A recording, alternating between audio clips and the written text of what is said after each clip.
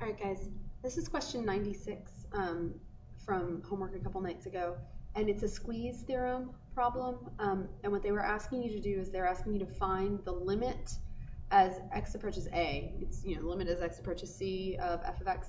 Well, here they told us c was equal to a, so we're going to a of f of x. And then what they told us is that f of x is between b minus the absolute value of x minus a and b plus the absolute value of x minus a.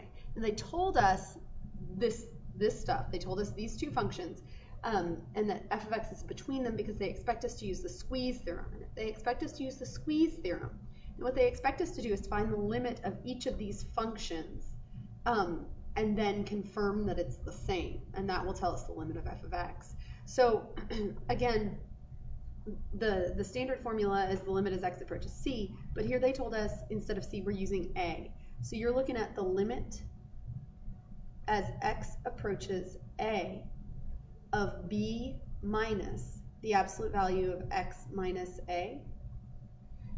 And guys, all you do with that is you plug in the a for x. So this is equal to b minus the absolute value of a minus a, which is b minus the absolute value of 0, which is just b. And then if you look at the other function, the upper function, the limit as x approaches a of b plus the absolute value of x minus a.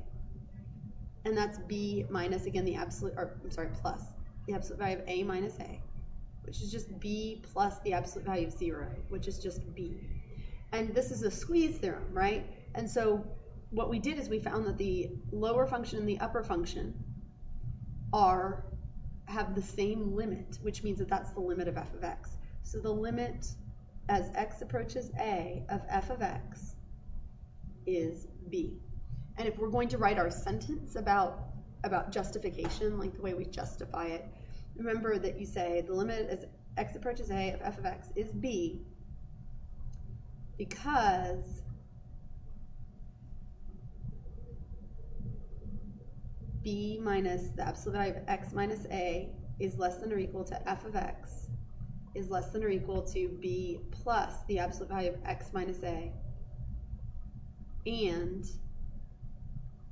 the limit as x approaches a of b minus absolute value of x minus a is equal to b, which is equal to the limit as x approaches a of b plus the absolute value of x minus a. And then we can reference the squeeze theorem here, but this will work for this problem. Again, we're specifically asking us about the squeeze theorem, okay? And so that's what you do. Don't be afraid of problems that have multiple variables, kiddos. There's a b, an x, and an a, but see how easily and simply it worked out. So don't be afraid of problems that have multiple variables or absolute values. What we're looking for is for you to recognize that these two limits were the same, which means that that's going to be the limit of f of x as well.